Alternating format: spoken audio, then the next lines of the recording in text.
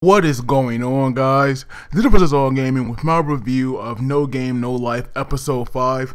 And this episode, it was actually pretty freaking awesome.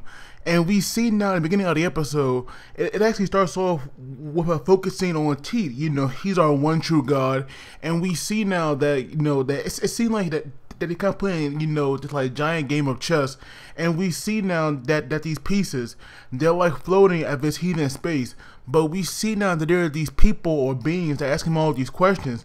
And we see that the ones that are asking him these questions, they are the fallen gods, also known as the Deus race. So I believe they were like they are the first rank, I believe.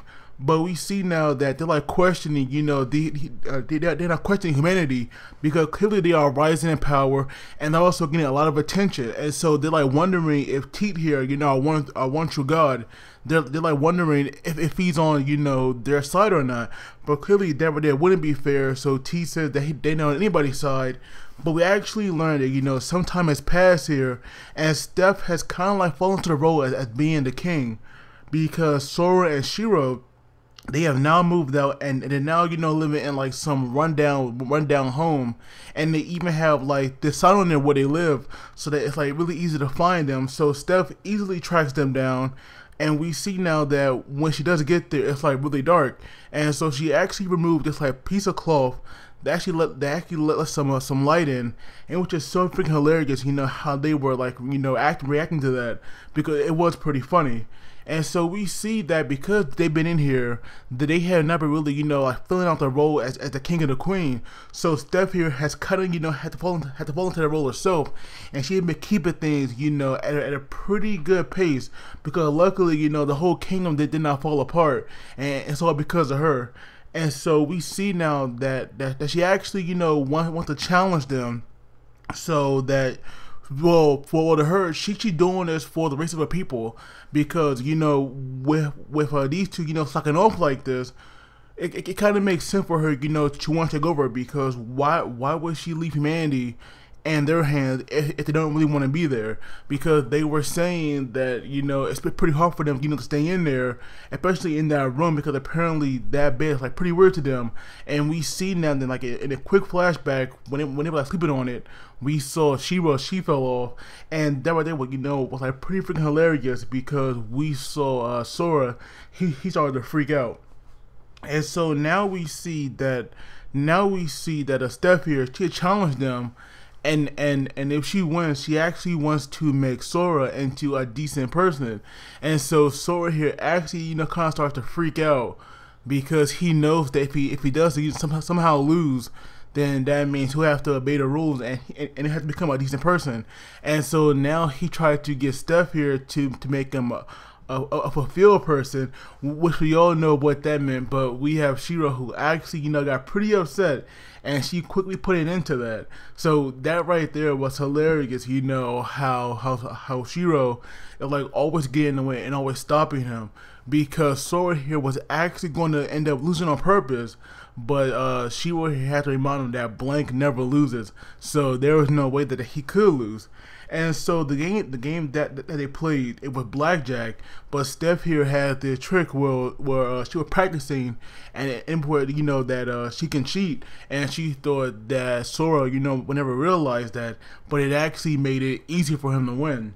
And so we see, that Sora chips, they were getting like lower and lower to their final hand, and he about to look at the cards, because he just saw that, like he just said that they'll stand, which means that like without looking, he already knew that he won. And so we see now that he actually gets a blackjack, and that means that he won double the amount that he put in. So eventually, he won everything, and that was is how he turned it around. And so eventually, when like Steph realized the truth, she knew that she had no way to win. And so eventually she was actually going to go back, because she had this meeting to attend to with these nobles. But Sora here was saying that for once who will act like a king. And so we see that the aftermath of the meeting is that these nobles, they have lost everything, And that right there, is pretty crazy, how good they are. Especially, how easily they can win. But because I do wonder, how many games did those nobles fight and they kept on losing, because now they have nothing. They are basically, poor people. So they go from being, these high class nobles to these homeless people, and you definitely got to feel bad for them. But we see now that Steph here, she was keeping everything under control, and we see now that Sora and Shiro, they were not used to her being like this, because they always thought that she was the idiot, and they even used her name for the derogatory term. So it was just hilarious, because we actually learned that Steph here, she's actually very smart, and not only was she popular, but because she's a princess, of course that means she has a lot of money. So they were kind of like jealous of her. And the fact that they never said, what would happen because they won, we find out that their winning condition was to the little game was that Steph here had to walk around like a dog. And so that right there was hilarious, because we see that when they gave her, these commands that you would give a dog, she could not disobey. So I definitely felt bad for her, but it was just so freaking funny. And so now we see that they like walk around in the town, and they're trying to find information, but sadly they cannot find anything.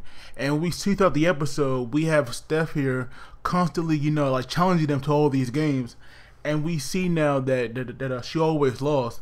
And it was hilarious when Steph tried to bet that she'll make Sora a fulfilled guy. We have Shiro actually getting involved, and it was hilarious, how she like elbowed him in the stomach and like took him out basically, because that right there was like really funny, at least to me. But we see that Shiro here, she was not in a good mood, because she was like taking everything from Steph. She took her panties, her bra, her clothes, everything, and so she was just not holding back against Stephanie. And so we see now that at the end of all the games, and we see at the end of all the games that they played, she had like this band around her chest, and she had like this apron around her waist, and of course she still had that fake ears and tail. And so we see that the werebeast race that can read into like that can read into people's mind, they actually look like this. And so like some people were kind of like getting scared, and they were like quickly moving away from Steph. But it made me seem like they were like really scared of Sora and Shiro, which is like pretty weird, because I thought from last episode they were like behind their king, so you would think that they'll be glad that they're with their people, but they were just saying they just seemed so scared of them. It was definitely pretty weird. And so now we see that the reason that Steph couldn't win, because like even she was getting like really frustrated, because she can never figure out why she cannot win, not even by luck. And Sora was saying that there is no such thing as luck in this world, because as long as you have knowledge of something, you're always going to win. And that right there is like definitely true, especially in this series, because Sora knows so much. And he knows how these games work, and even games like poker and gambling, that stuff right there is from like the real world. So of course they're gonna know stuff about that as well. So it was obvious that Stephanie could never win, because she lacked that knowledge where Sora had it. So it all made sense why she was never gonna beat them. And so eventually we see that the area itself, it suddenly becomes dark, and we see like the stuff falling as if it's snow, and we see now like this moving land. I'm pretty sure like it's kind of like a fortress, but we see now that it actually belongs to the second race, the Phantasma. I believe that's how you say it. And eventually, they were like trying to figure out how in the world they can get there. Oh, and before I forget, because Stephanie or Steph had like a werebeast, Sora here, he actually got this idea about going to the werebeast kingdom so that he could take it over, because he really wants to like conquer that land so that he can see all the girls like that. But I feel like that when he does go there eventually, that he's gonna be very disappointed. So that would like probably be hilarious when we see that. But now they're wondering, how can they get up there to where the second race is, because obviously, it's it's a fine piece of land. Of course, it's not gonna be that easy to get up there. But apparently, Steph here, she actually knows, where a Fugle is, because they're a race that were actually created to kill gods. So that right there, was like pretty freaking awesome. That right there was like pretty freaking awesome to learn about. And so apparently, this Fugle, hopefully I'm saying the name right, but this Fugle had came here, a long time ago, and this Fugle actually challenged Steph's grandfather. And because he lost, the Fugle had actually got the library and all the knowledge that was in it. And so now we see Sora and Shiro, they actually, get pretty angry at her. And we see that Sora even gave her the finger. So that was hilarious.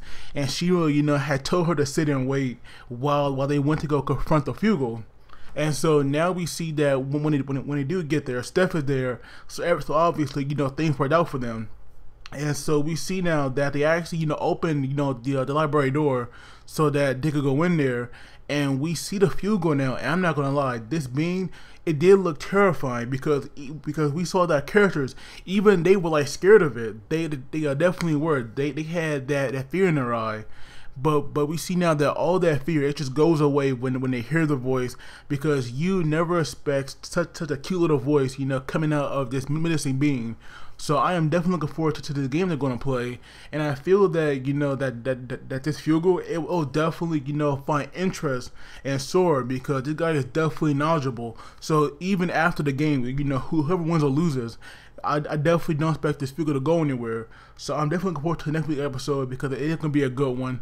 But as always, I would love to hear your guys' thoughts on this, because like I said, the episode, it was definitely good, and it definitely had the comedy in there. I felt that this episode was definitely more focused on the comedy, but we actually did get some pretty good story progression, because we are now seeing the other races come in there and playing a bigger role. So please guys, let me know what you guys thought. But as always, please don't forget to like the video and subscribe, because that really helps me out. And you guys take it easy, and I will see you all next time.